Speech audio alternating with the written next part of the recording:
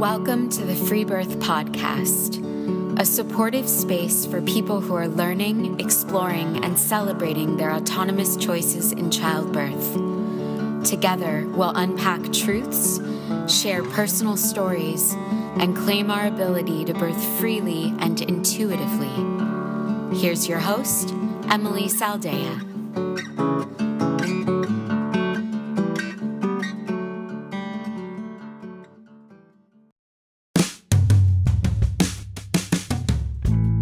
This week we're joined by Lel from Tasmania.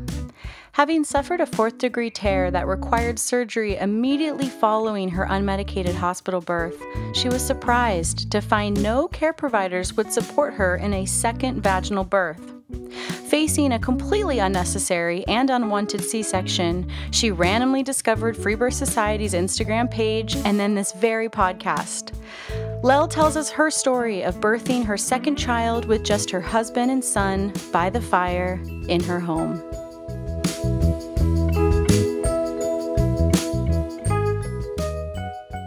All right, so with the first birth, I was really excited about the actual process of giving birth, but I was really scared about being a mother. I had a lot of fear around that. And so in the lead up to the birth, I was really nervous about what was going to come after it, but I was excited about the physical aspect of giving birth. So I did a lot of research and really looked into it. And I had a lot of sort of bad dreams around the time, but nothing to do with the birth. But I do think it was my mind just processing what was coming in the future.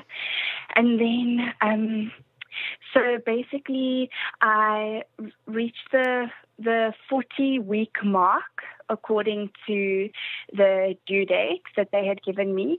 And then I was very lucky in that I had a client who was coming to me for massage, who was a midwife at the local hospital. So I was able to ask her to deliver the baby for me, and I knew her so well. And so she was really involved in the lead up to the birth. She did all of our checks, all of our tests.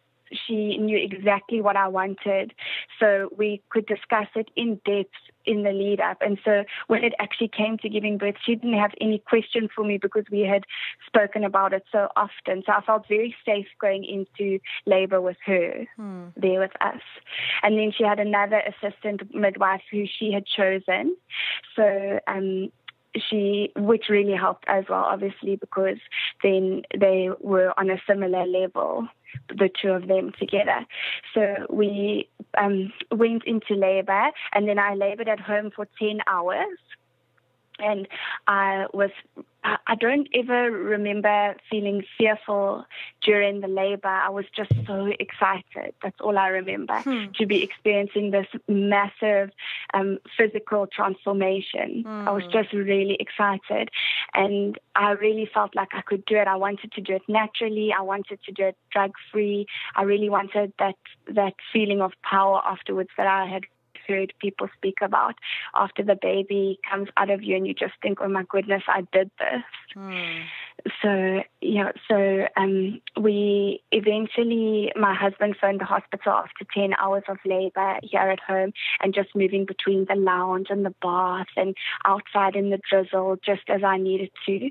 And then he phoned them and he said, should we come in?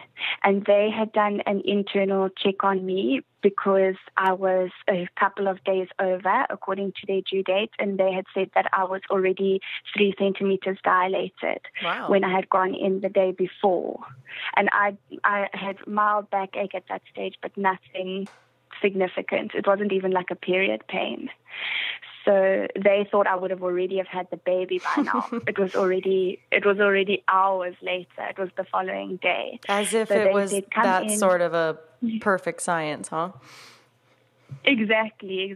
Well, the doctor actually said to me, you'll have delivered within the next 7 hours. Oh, wow. And it was only 7 hours later that I actually woke up having contractions. It blows my mind how many providers do that, how they act like we're all these predictable machines that they can like make bets on. It's so wild. Like, haven't they learned anything?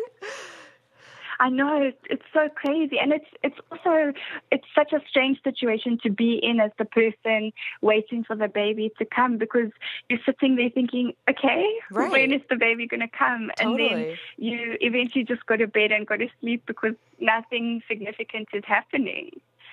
Yeah, so it's very confusing. But then when my husband phoned, then the hospital said, head on over and we'll check when you get here. So we got in the car and we headed to the hospital. And then they said to me, get on the bed and we want to do an internal check. And I just couldn't lie down. I couldn't lie down. It was impossible for me. I wanted to be on all fours. That's what my body was telling me the whole time. And so I said, I can't lie down. And they said, well, just try in between contractions.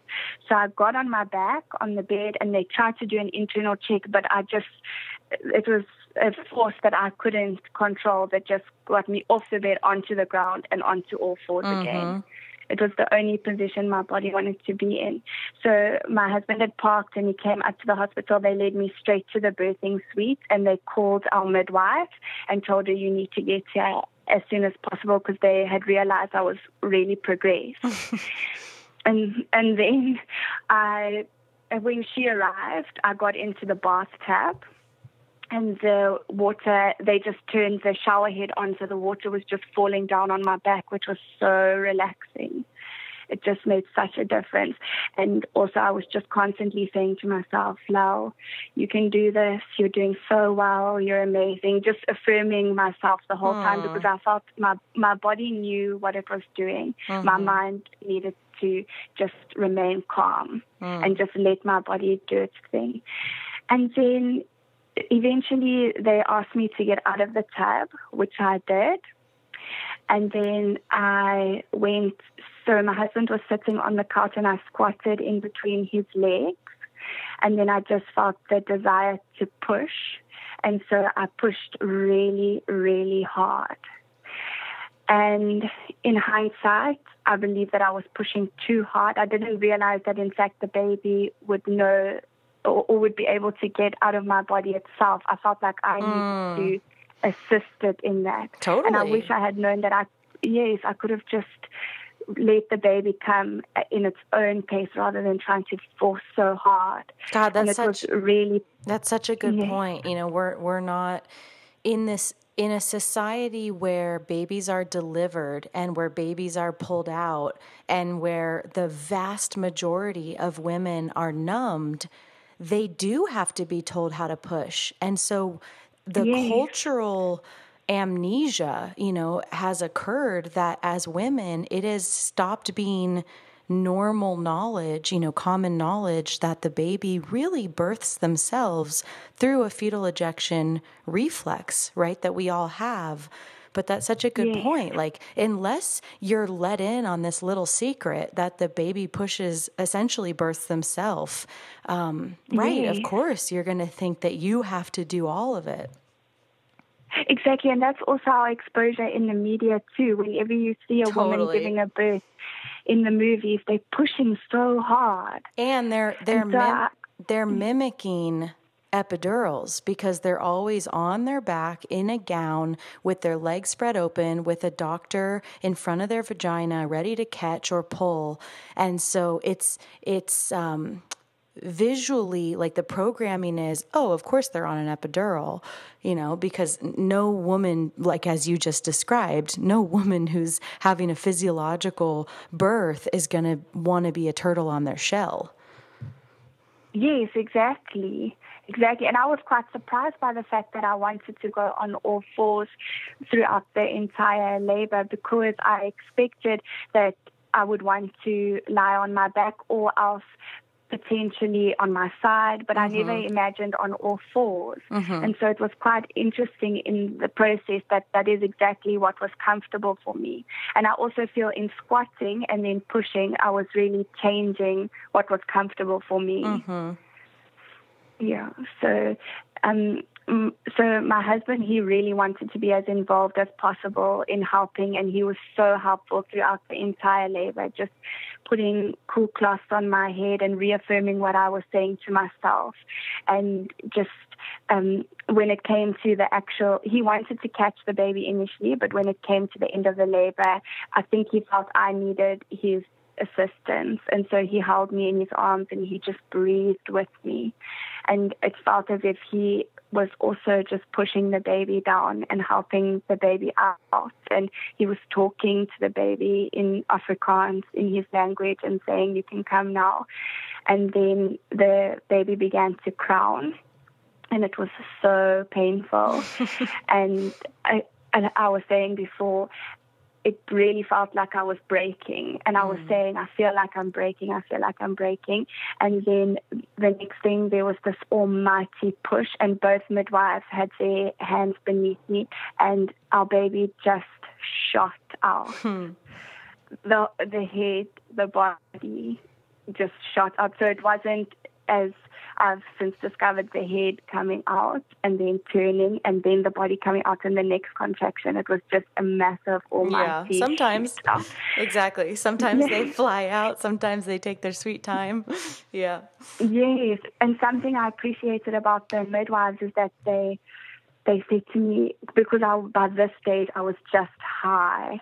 I was on another planet, and I didn't even look at the baby. I was just so relieved that he was out. And they were saying, "Look at your baby. Look between your baby's legs. What is your baby?" And then I looked and saw he's a little boy. And then they said, "Look at your stomach. Bring yourself back." And they were touching my stomach. And I think initially they put the baby to my chest, although I don't remember that part. I was just down on the ground by this stage. But my husband removed his shirt, and then they put the baby onto his chest.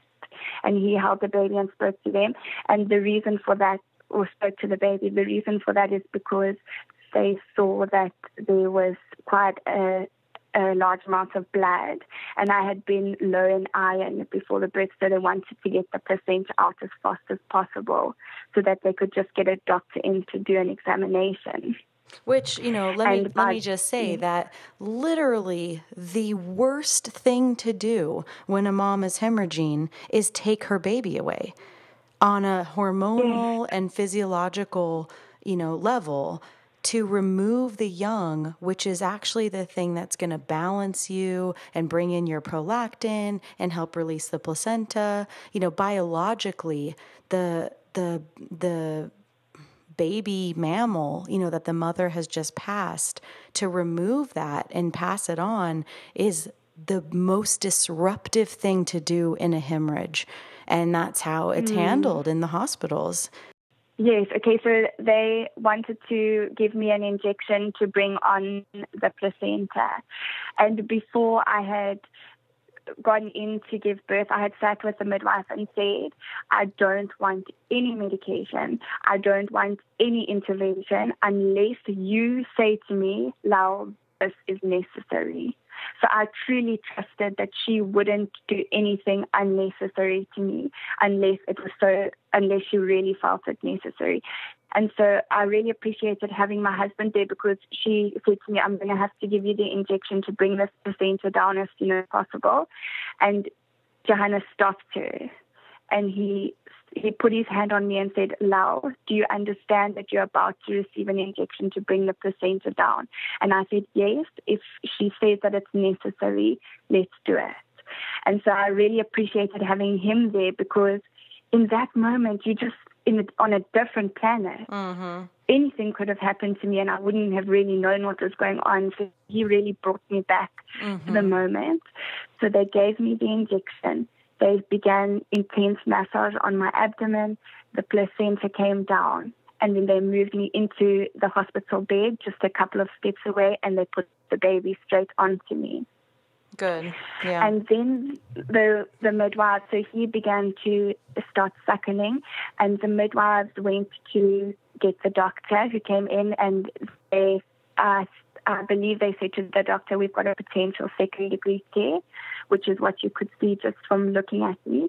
And then the doctor came in and she assessed that I had a second-degree tear, but she wanted to do an internal examination.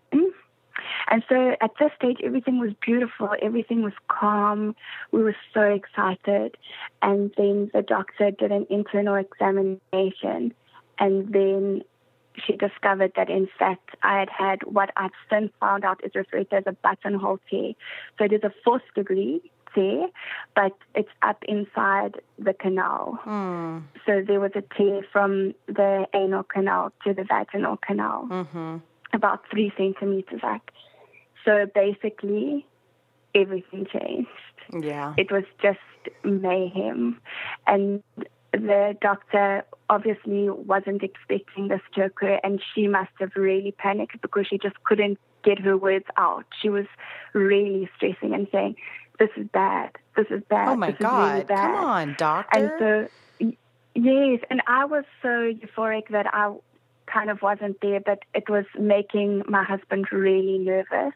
And she was saying, "I can't deal with this. I'm not qualified to deal with this. I'm going to need to call in a gynecological surgeon, and you're going to need more help than I can give you. I can't deal with this." And so it was just a really stressful situation to be in. And it was as if the whole room went into a flurry.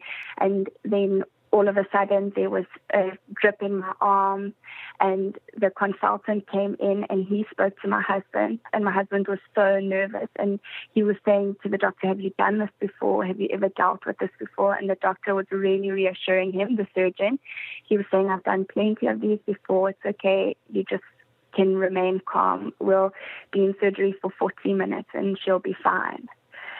And so I was with our son for an hour. He was on my chest, and we had some time, just my husband and son and I, alone in the room. And then they came in, and then they wheeled me out and down into surgery. And then they left Johannes with our son in the hospital room. They took him to a separate room. And so now he's expecting, obviously, a 40-minute surgery because that's what he's been told. And I think they might have not prepared him for the prep to go into surgery and then also the recovery time.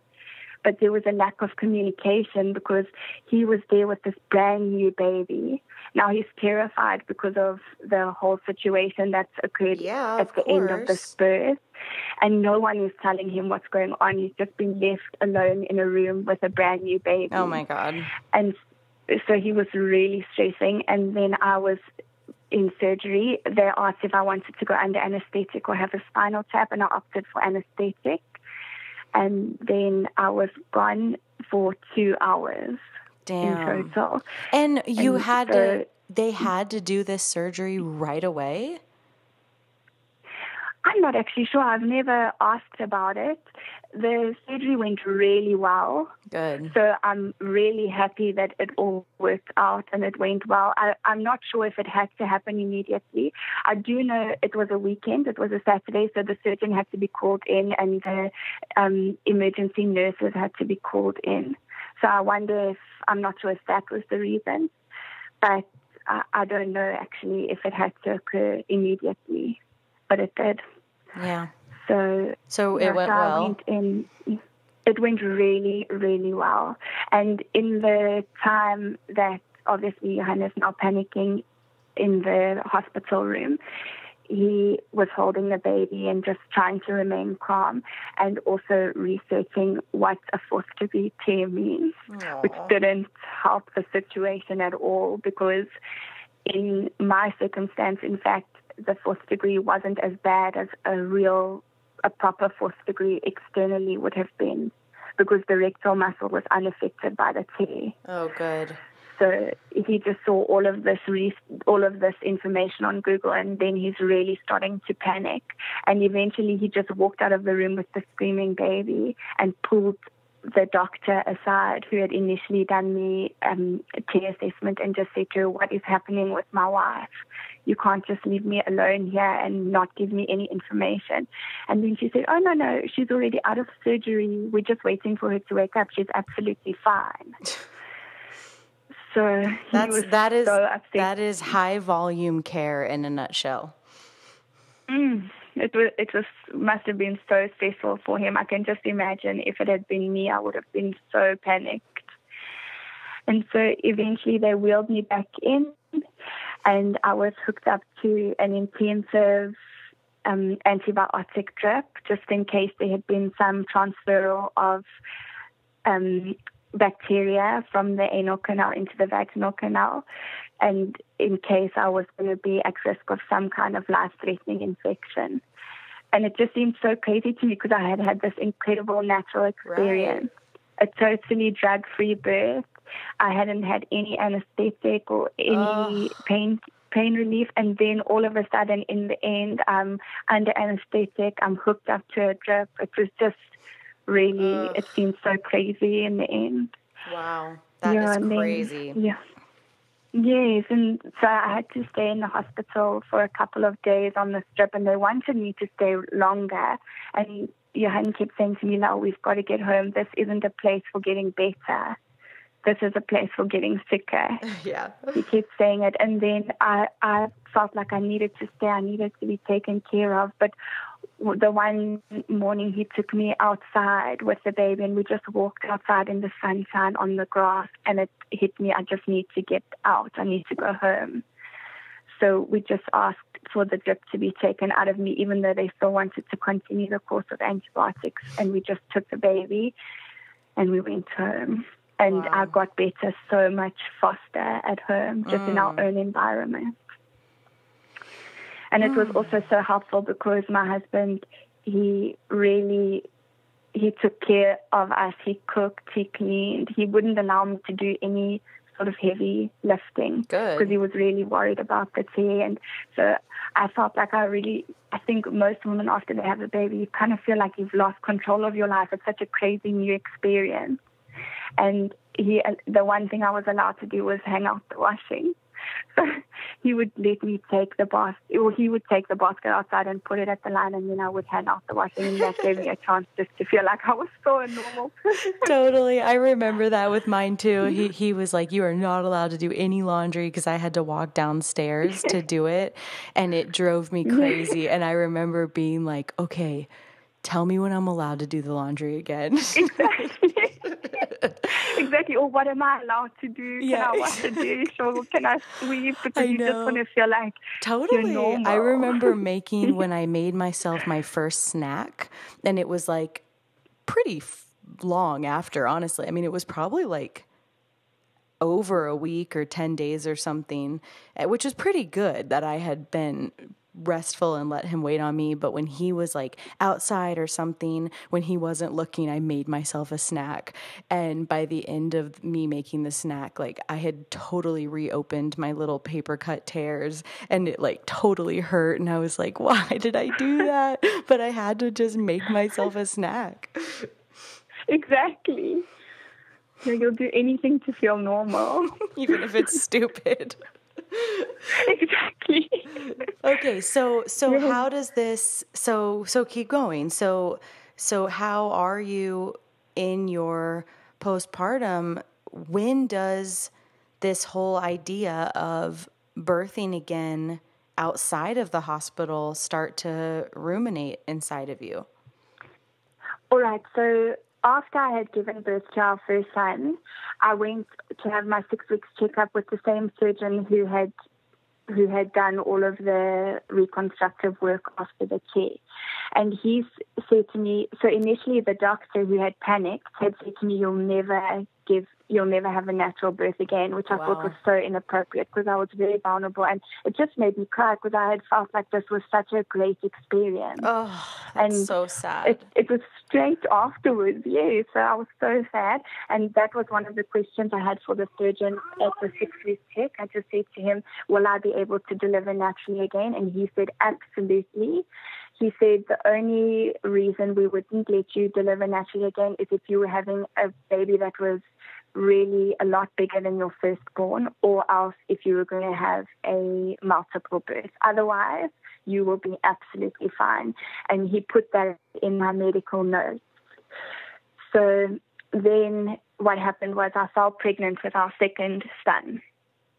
And I was adamant that because the surgeon had told me and because I had loved my natural birth experience so much that I wanted to do that again. Mm-hmm. So then I went to the hospital for my initial checkup with a second son, and I was going to have the same midwife. But since then, that faculty of the hospital had closed down, and you had to go to a different city to give birth. And that meant that the midwife couldn't be our registered midwife, but she could be our supportive person in the room. So she was going to be there with us. And so basically in the lead up, the surgeon who had fixed me had moved to a different state, and there were new doctors and new surgeons, and they stepped in and said that they had come to the decision that I couldn't have a natural birth again. Oh, that was nice of them to decide that for you. Wow. How did that feel to receive? I was so upset because I kept saying to them, but the surgeon who did my operation did such a good job, and he was so confident in the fact that I would be able to have this vaginal delivery again. And they were just saying, we need to eliminate our risk and your risk. And I was saying, I understand that, but where are your facts? Why do you feel like it's a risk for me to give birth again? And then they said there is no backup. In fact, there's no backup to say that I couldn't give natural birth again, but they were just scared that I would tear.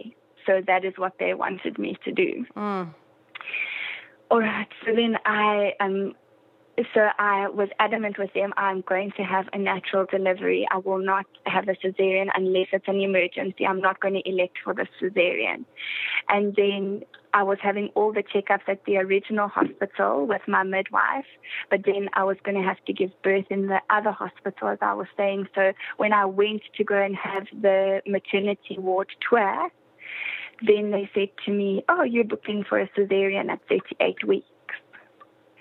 And then I said, no, there must be a miscommunication. I have made it clear that I don't want to have a cesarean electively. I know, and it's obviously there was a miscommunication between the hospitals, and they just wouldn't listen to me. And so I booked in to go and see a doctor there, and I sat down with her eventually after hours of waiting with all the other pregnant women. And then I said to her, I just want to reiterate my decision to have a natural delivery. I understand the risks, and I am making this decision. And she said, look, at the end of the day, you are the one giving birth, and you get to decide. We will only do a cesarean if it's an emergency, if that's what you want. And so then I felt a little bit better about that. I felt a bit more comfortable, but I still felt like I was in a lineup having sat with all of those other pregnant women. And so then that's when I came home and I saw this post about this woman called Lacey. And I followed the link on her Instagram profile to your podcast, and suddenly this world opened up to me, this rebirthing world. I'd never heard of this concept. I'd never thought that, in fact, you could give birth without any help. You could just do it yourself. Right? Yeah, so I listened to her podcast, and I couldn't believe she did it with her firstborn baby, and she was so confident in herself. And I thought, I'm confident too. I've done this before. I know that I can do it, and I know that I can do it well. And so then my husband offered to deliver the baby, and that's where the seed was born after Lacey's podcast. So then we started making... It makes me think about, like, if in the last couple generations... it just happened in society that somebody else had to wipe your butt after you went to the bathroom. They just had to. Like, that's just what happened. And anytime you had a bowel movement, somebody had to wipe your butt. And so in a couple generations, we have forgotten that we could actually do it. You know, it's like, exactly. It's so crazy how quickly this amnesia has occurred.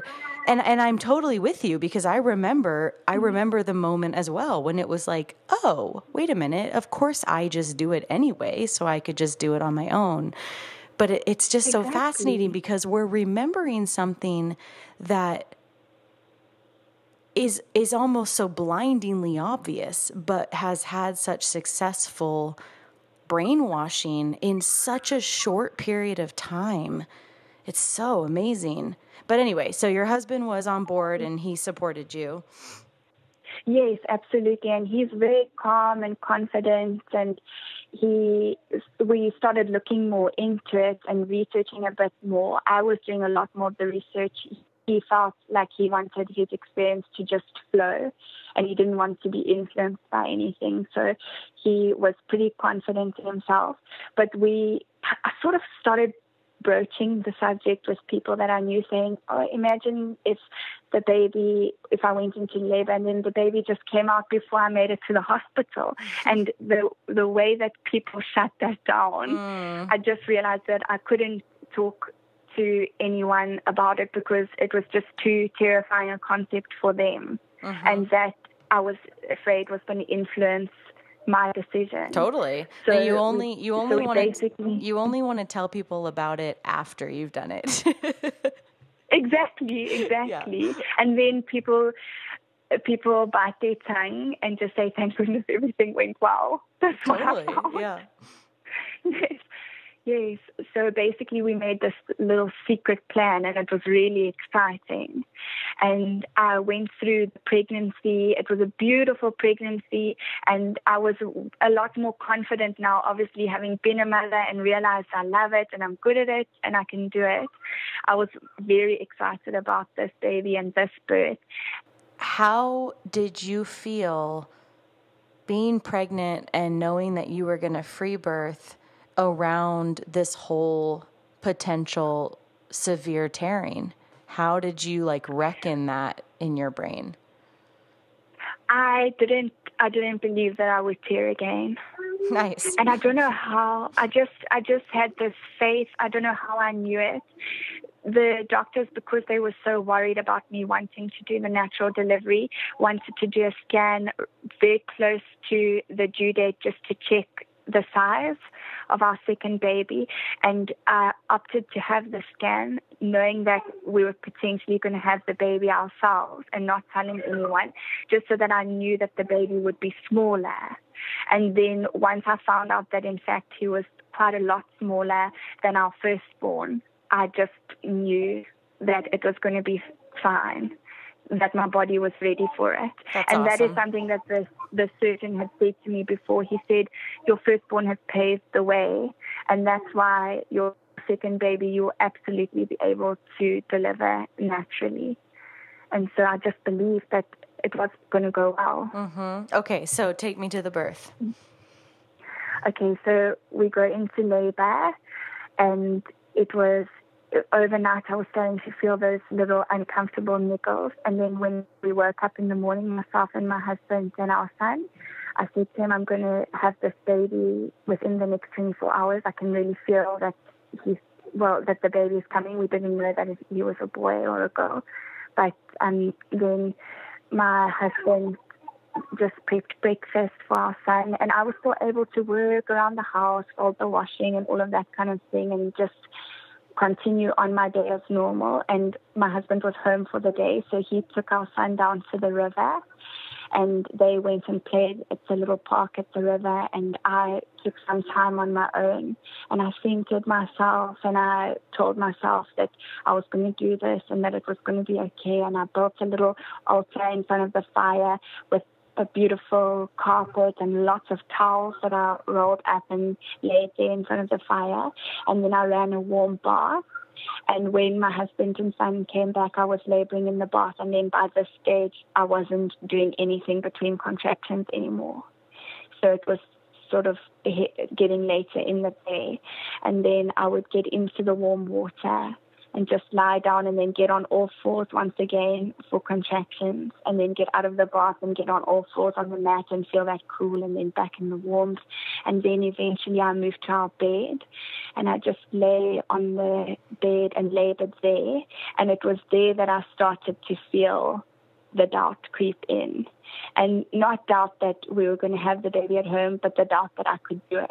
And I kept saying to my husband, oh, it's so painful and I feel like I'm going into a negative space, not even realizing that I was in transition, which is so crazy in the moment. That's awesome. But but my husband was saying, no, now you can do this. You're going to do it and you're going to do it well.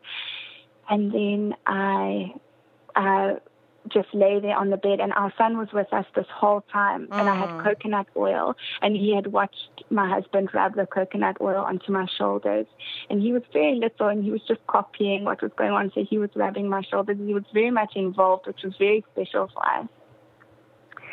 And then I lay on the bed, and my husband fed our son, and it was heading into the evening now. So it was around 5 or 6 o'clock that I decided I wanted to move in front of the fire. And so then I crawled off the bed and crept to the fire, and my husband was just continuing his day, giving our son soup, and I was just laboring there on the mat in front of the fire and just really centering myself and concentrating on what was happening.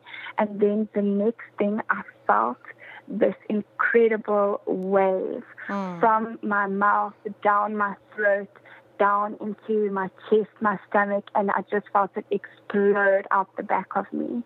And then my husband jumped up and said, your water's broken. I felt like I didn't know what had just happened because I hadn't had my water break with our son before.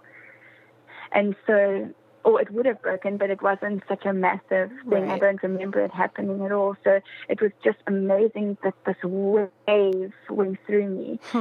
And then my husband got up from the table and he came and he put his hands on me and he said, you're doing really well. Your water's broken. I want you to just concentrate and keep breathing.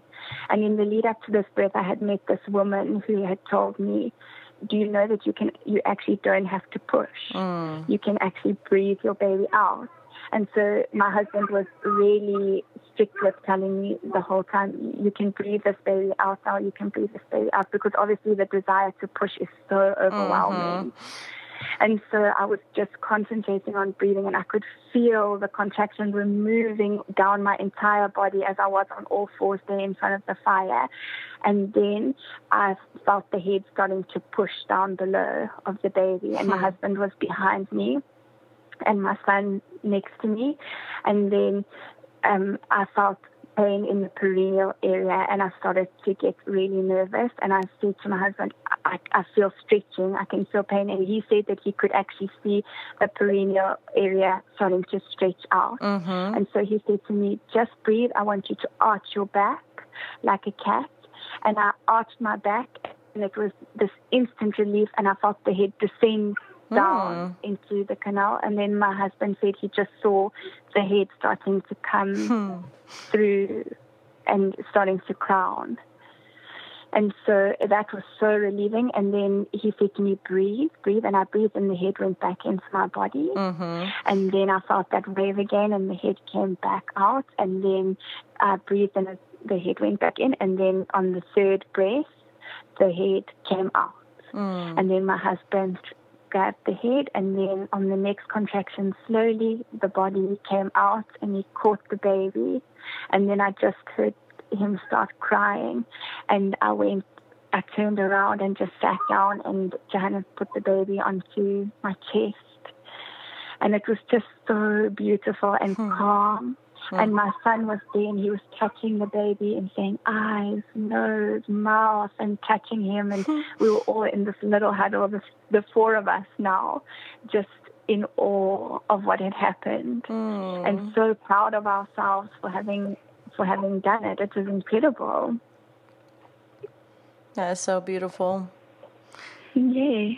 I can totally picture it, and I'm remembering when I first got your email. I just pulled it up while we were talking, and I just want to read it to everybody, just the first paragraph, because you have been in my mind since you emailed me this, because it's such a big deal. You wrote, I'm a South African woman living in Tasmania with my husband and 2 beautiful boys, the second of which is a couple months old. I free-birthed him in front of the warmth of our fire on a winter's night with just my husband and firstborn son present. Our firstborn was born naturally in the hospital, and I suffered a 4th-degree tear and was therefore advised that a cesarean section would be the most convenient option for the birth to eliminate risk. I mean, wow. And I know, it's so incredible. yeah, you did that. And it's just, this is taking back birth, you know? Yes, exactly. And just educating yourself and believing in the power of your own body and the power of your own baby. It's a natural thing. Right. You don't have to do anything. Giving birth is a natural thing. Exactly. Your body knows what to do. You literally just need to stay home. That's it. Just stay home. And it'll Absolutely. happen. And you can keep your lights dim, and you can play your own music, and you can light your own candles, and you can be in your own environment with no one else telling you what to do or taking you out of your comfort or changing your scenario. Well, so I guess you can do it yourself. The big question then is, how did your perineum do? I didn't even have a graze. Wow. It was amazing. So basically, after we had given birth, Johan went and put Ibex into his bed. That's my firstborn son, our toddler. And then I sat with the baby and I felt the placenta coming down, and our son was just on the breast suckling. And then it eventually moved out of me over a few hours. Mm-hmm. And then I remember it coming down, and it was very painful delivering the placenta, but then when it actually came out, it just felt so easy compared to delivering a baby, because the first time I didn't even feel the placenta come out because it was just so rushed. And then we decided we would just sit there and relax for hours. It was about 6 hours that we just sit and let our toddler sleep, because it was probably 7 in the evening already.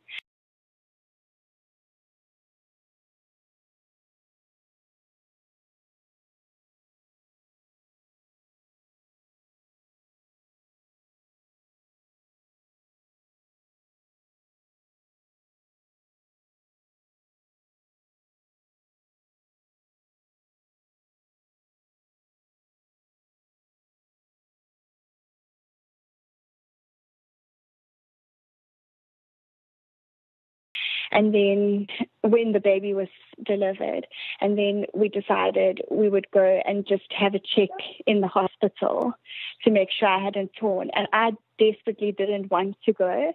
I said to my husband, I feel fine. I feel like I haven't torn, but he was afraid that perhaps the hormones had helped obviously to eliminate that pain, and that I might feel fine, but I might actually be injured.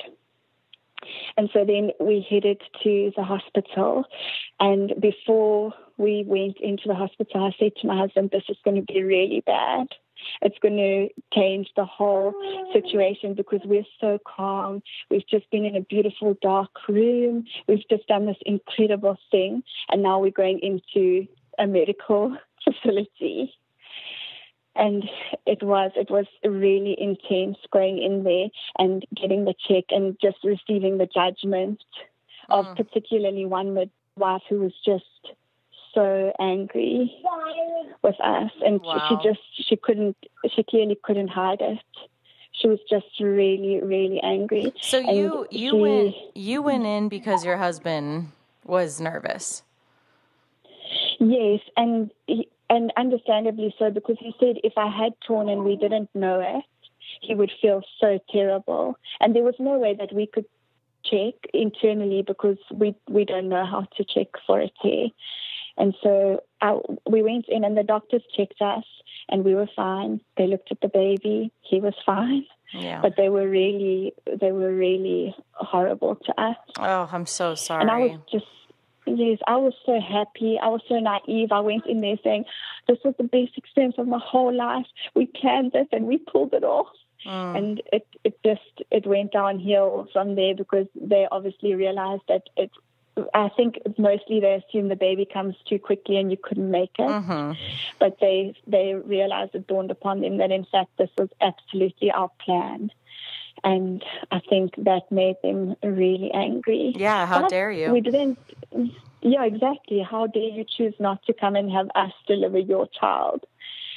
And so we didn't let it affect us too badly. We were prepared, which was good, because we had discussed it on the way there. how they were definitely going to be quite cruel to us. And so we were prepared for it, but we just wanted to know that I was safe and okay. And it turned out that I was absolutely fine. And, let me just say for anyone listening who's planning their own free birth, not to diminish your story, but just for educational purposes, Yes. I understand with your story that you had a serious situation with your first, so there was heightened trauma and worry around the tear. But for anyone listening, who is going to free birth, the other option is, to give it a couple of days, let the swelling go down, and if and when you do check it out, a tear is fairly obvious. It's visually, you take a mirror and you look, and if you've looked at your vagina, like you can tell if there is a tear or not, because it's just like you could tell if there was a tear in any other part of your body, right? Absolutely. Not to say that you made the wrong decision or anything like that. Like it's all a learning curve, and you do what you need to do to feel comfortable. Absolutely. Yes, it's just that with the specific tear that I had, because it was internal, right? You couldn't actually see it from looking from the outside. It needed an internal check for that initial doctor to find the tear through from the anal canal to the vaginal canal. And that's why my husband was nervous, because he felt like he wouldn't know. He didn't know how to check if that had torn again. I'm just like picturing the moment when they told you that you didn't tear, and you just being like, oh yeah. Yes, exactly. I was so proud. And that's exactly the doctor said to me, not even a graze. Oh, beautiful. And I was so proud. Yeah, man, it was amazing. That is so cool. And that just really speaks to the wisdom and intelligence of our body's ability to heal, and that you probably felt broken after that, and then you weren't, and your body totally healed, a very serious birth injury, and went on to have another baby, and your body totally protected itself when you had an undisturbed physiological birth with nobody messing with you. It's just so fascinating. Exactly. Yeah, it was beautiful. Exactly the way that it was supposed to be. It was absolutely fine, and we were all healthy and fine and happy. That is so cool. I'm so proud of you. And then I want to tell you one thing that happened after the birth of this baby that I think was one of the most beautiful things that anyone could have done for me. It was this group of women, one of whom was the one who told me that, in fact, I could do some research about breathing the baby out rather than pushing so hard as I did the first time. So it was this group of girls, of women, that I met only during the lead up to the birth of our second born, and they created this circle called the Nourishing Circle after he was born, and they sent me a roster with each of their names and their week, and then they would contact me at the beginning of the week, and they would arrive with a meal for the entire family for that day. So they would bring me just some food, some smoothies for breakfast, so that I didn't have to cook for one day of the week, and it made such an incredible difference just to feel looked after by these women that I had only just recently met. That is so special. It was amazing. And then your partner doesn't have to do everything. Exactly. It was so special. And then since then, I've been part of Nourishing Circles for other women who have given birth, and it makes such a difference. It's the greatest gift, because I didn't ask for help, but I received the help. And so I didn't have to go through that awkward situation of asking for help if that's not the way that you're inclined. They just came to me and they just helped me, and it was so special. That is so nice. So for anyone listening, start a nurturing circle in your neighborhood and pass this on, because it's such a simple and important idea. And because some people have been like, are you going to start a meal train? And in even that, it's like just the people starting it on their own and just coming by and bringing it by. I mean, that's everything. Exactly. And then you obviously don't have to ask for that help, and it makes such a difference. And people want to help you. Mm-hmm, of course. Absolutely. Yes, they really want to help you. And if they have a way of doing it, they will come to your assistance when you need it. That's beautiful. Oh, what an epic tale. Yeah. That is so cool. Can I just also say thank you so much for facilitating this conversation, because if it weren't for you, I would never have known that this was even a possibility. So really, you changed my life in that sense. That's crazy. Because it was really the most beautiful experience of my whole life. Oh, my gosh.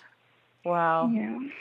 Yeah. Wow. I mean, when I started this thing, I was thinking, if one woman somewhere in the world could hear this story and it can help them have a better birth, like, that is worth everything, you know, and absolutely that it has happened for you and for a lot of other women. It's just like, it's such a big deal.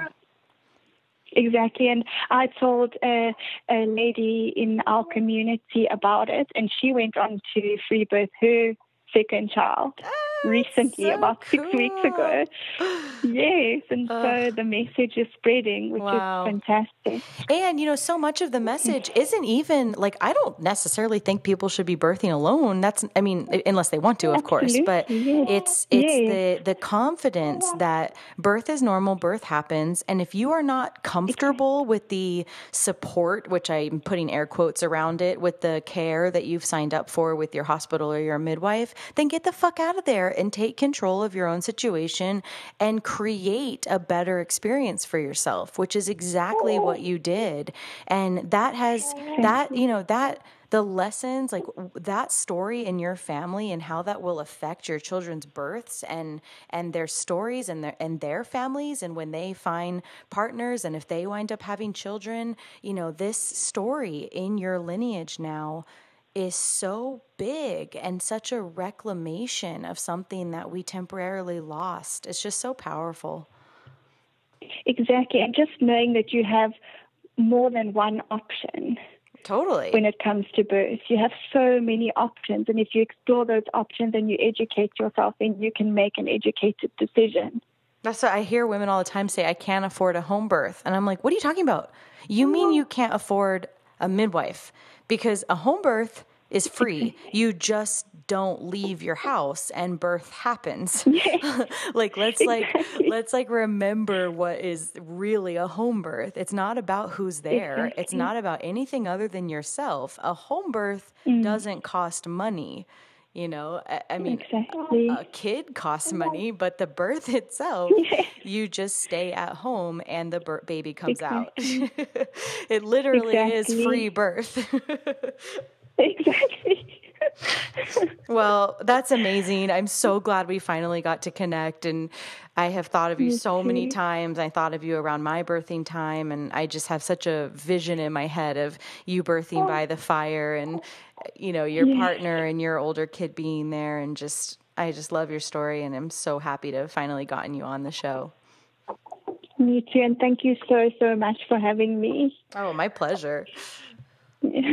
Awesome. Okay, take care, Lel. You too.